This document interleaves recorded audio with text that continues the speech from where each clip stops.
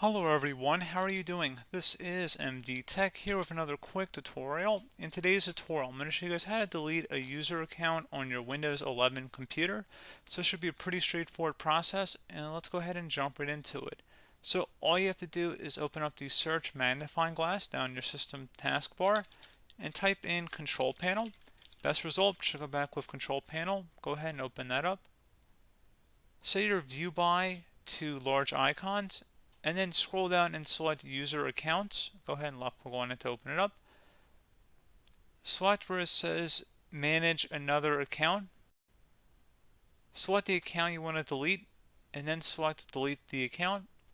So before they delete this account, Windows can automatically save the contents of their desktop and documents, favorites, music, pictures, and videos to a new folder called, which is their username, on your desktop. However, Windows cannot save their email messages and other settings. If you want to delete, go for it. Otherwise, you can select keep files. I'm going to just select delete account, and that's it. So pretty straightforward process, guys. Do hope that I was able to help you out, and I do look forward to catching you all in the next tutorial. Goodbye.